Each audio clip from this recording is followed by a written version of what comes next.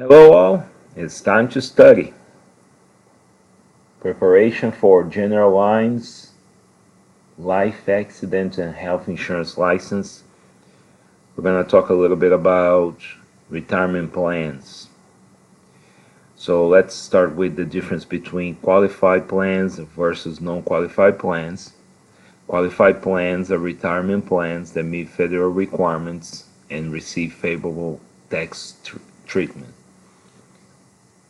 Qualified plans provide benefits that must be approved to the IRS. So they have some kind of features here. Um, the major features that we need to come up with is employers' contributions are tax deductible as business expense. So the employer's contribution are tax deductible as business expenses. Employee contributions are made with pre-tax dollars. Contributions are not taxed until withdrawn. Interest earned on contribution is tax deferred until withdrawn upon retirement.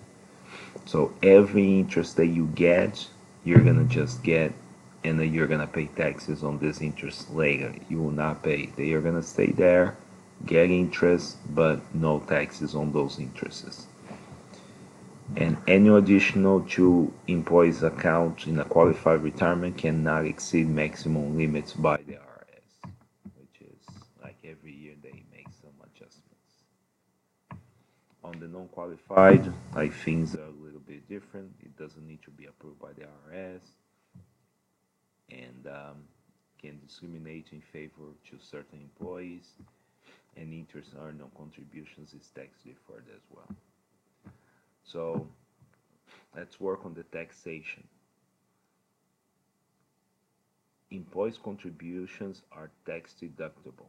So again, the employer's contribution are tax deductible, not treated as taxable income to the employee. You will be treated in the end as business expense.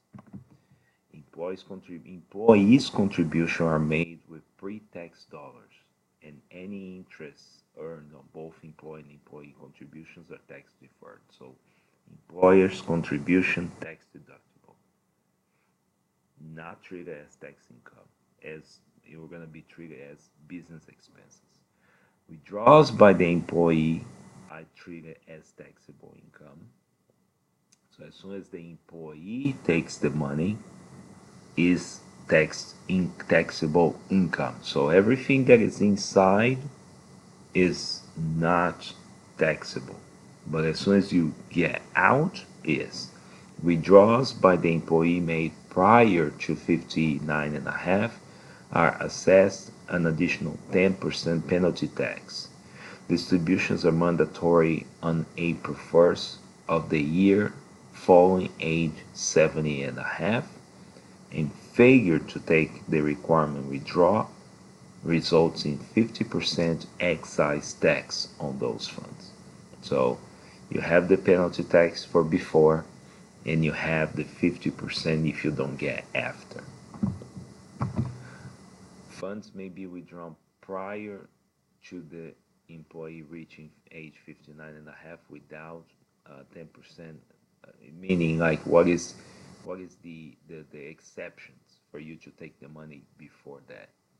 If the employee dies or becomes disabled, if a loan is taken on a plan proceeds, if a withdrawal is the result of divorce proceeding, if the withdrawal is made to a qualified rollover plan, or the employee elects to receive annual level payments for the remainder of life. So you can take, it's important, you can take loans on your money. So let's go for this Employee Retirement Income Social Security Act. The purpose of that is to protect the rights of workers covered under employer sponsors plan. I think the only one that is an exception on that is churches. Just remember that. Employer sponsor plan. So Defined benefit plans. Defined benefit plans pay a specific amount upon the employee's retirement. Defined contributions plans do not specify amount until distribution begins. Two main types of plans are profit sharing and pension plans. The maximum contribution is the lesser of the employee's earnings of $49,000 a year. So you have two different kinds of defined contribution plans. You have profit sharing plans, type of retirement plan that sets aside a portion of the firm's net income from distributions to employees who qualify under the plan. The plans must provide participants with the formula the employee uses for contributions. Contributions may vary year by year, and contributions are and interest are tax deferred. So you have profit sharing plans. You have pension plans. They contribute to a plan based on employees' compensation. Money purchase plans allow employers to contribute a fixable annual amount. And you have the stock bonus plans. So you have four different kinds of plans that are based on defined contribution plans: profit sharing, pension plans, money purchase plans, and also stock bonus plans. Other employer sponsored plans. You have the 401k.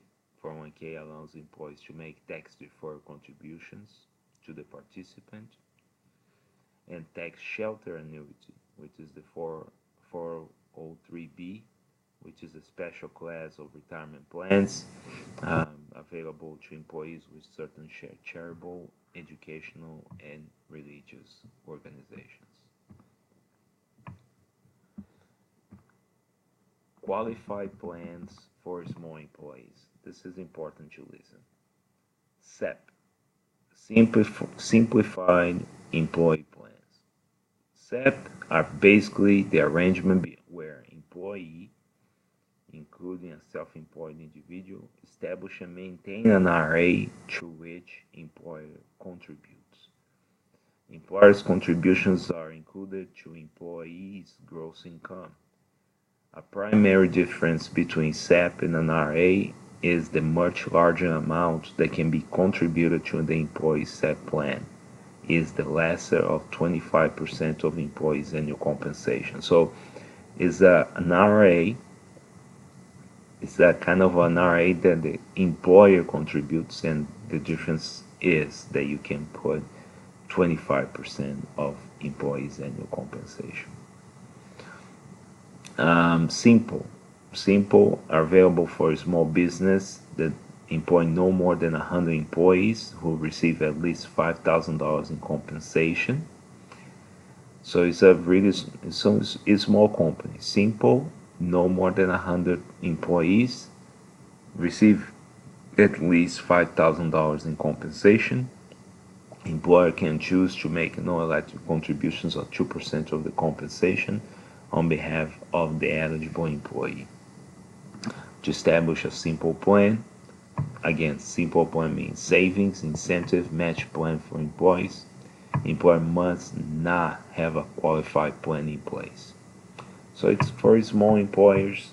You cannot have other plans. You use this one. KEOG plans, HR10 plans are self-employed persons that doctors, farmers, lawyers, and other sole proprietors. KEOG may be defined contribution or defined benefit plans.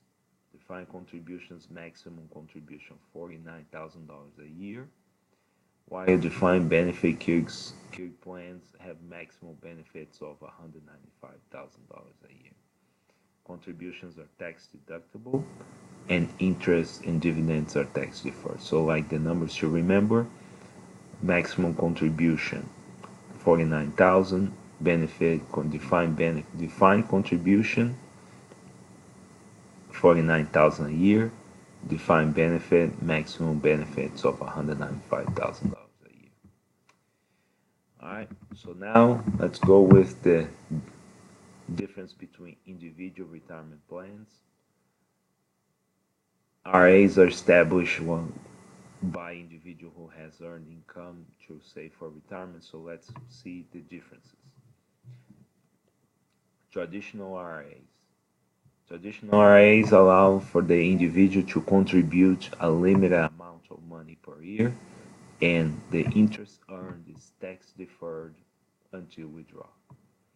Contributions are indexed annually, and the withdrawals made prior to 59.5 are assessed an additional 10% penalty tax.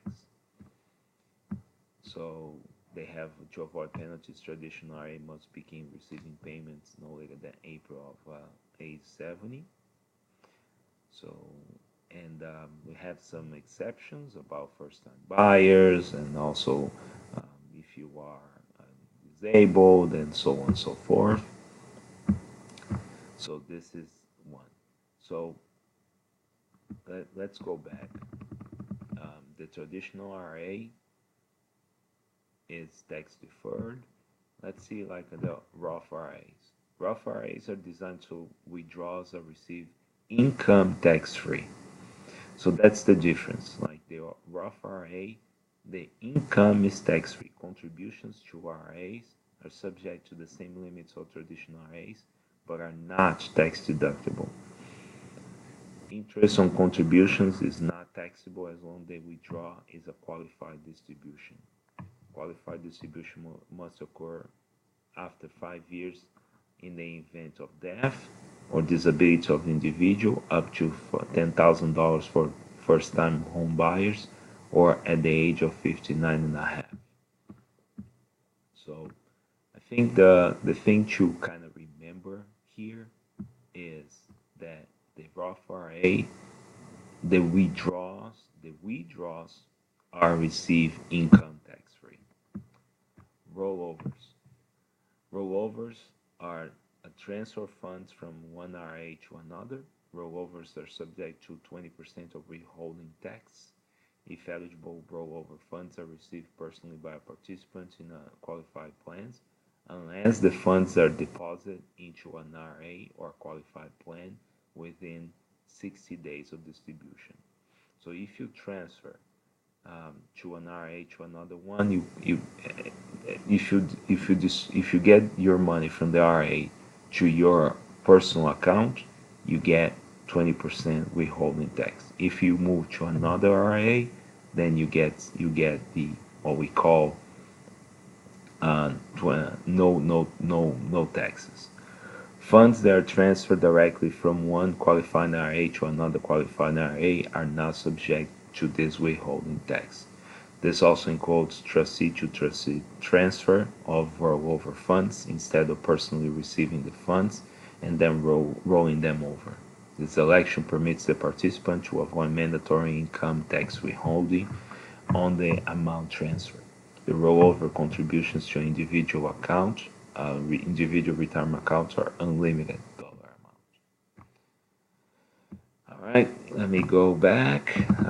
This is 1035 exchanges. All the following are types of insurance policy exchanges that can be made without current taxation. Exchange of life insurance policy for an annuity, annuity exchange for another annuity, life insurance exchange to another life policy, exchange on an annuity to a life insurance policy is not permitted. All right, I think that's it for now. Thank you and good luck. Have you enjoyed our content?